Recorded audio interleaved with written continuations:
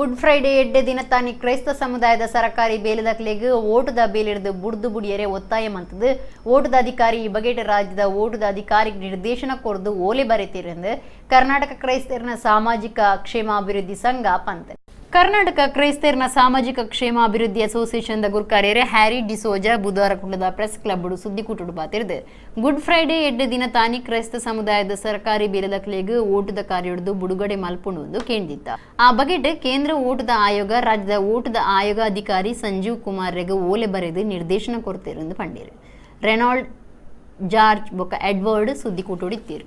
So Congress ಪಕ್ಷ ಆಗಿರ್ಬೋದು, JDS ಪಕ್ಷ ಆಗಿರ್ಬೋದು, ಬಿಜೆಪಿ ಪಕ್ಷ ಆಗಿರ್ಬೋದು, ಕ್ರೈಸ್ತ ಸಮುದಾಯದವರು ಕಣ್ಣು ಮುಚ್ಚಿ ಇನ್ನು ಮೇಲೆ ಮತ ಚಲಾಯಿಸ್ತಾರೆ ಅಂತ ಏನ್ ತಿಳ್ಕೊಂಡಿದ್ದಾರೆ ಅದನ್ನು ಬದಲಾವಣೆ ಮಾಡ್ಕೊಳ್ಬೇಕಾಗತ್ತೆ. ಯಾಕಂದ್ರೆ ಎಲ್ಲದಕ್ಕೂ ಒಂದು ಇತಿಮಿತಿ ಅಂತ ಇರುತ್ತೆ. ಈ ಸರಿ ಪ್ರತಿಯೊಂದು ಹಂತದಲ್ಲಿ ಈಗ ನೋಡಿ, ಕರ್ನಾಟಕದಲ್ಲಿ ಅಲ್ಪಸಂಖ್ಯಾತರಿಗಾಗಿ ಕರ್ನಾಟಕ ಮೈನಾರಿಟಿ ಡೆವಲಪ್ಮೆಂಟ್ ಕಾರ್ಪೊರೇಷನ್ ಅಂತ ಇದೆ, ಮೈನಾರಿಟಿ ಕಮಿಷನ್ ಅಂತ ಇದೆ, ಮೈನಾರಿಟಿ ಡೈರೆಕ್ಟರೇಟ್ ಅಂತ ಇದೆ. ಅಲ್ಲೆಲ್ಲ ಅಲ್ಪಸಂಖ್ಯಾತರಂತ ನಾವಿದ್ದೇವೆ. ನಮ್ಗೆ ಯಾವುದೇ ರೀತಿಯಲ್ಲಿ ಇದುವರೆಗೆ ಅಲ್ಲಿ ಸ್ಥಾನಮಾನ ಸಿಗ್ತಾ ಇಲ್ಲ.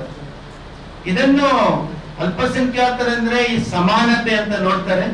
ಸೊ ಮುಂದಿನ ದಿನಗಳಲ್ಲಿ ಸರ್ಕಾರವು ಕ್ರೈಸ್ತರನ್ನು ನಿರ್ಲಕ್ಷ್ಯ ಮಾಡಬೇಡಿ, ಏನು ರಾಜ್ಯ ಸರ್ಕಾರದಲ್ಲಿ ನಿಗಮ ಮಂಡಳಿಗಳಿದೆ ಅದಕ್ಕೂ ಸ್ವಲ್ಪ ಆದ್ಯತೆ ನೀಡಬೇಕು ಅಂತೇಳಿ ನಾವು ಕೇಳ್ಕೊಳ್ತಾ ಇದ್ದೀವಿ.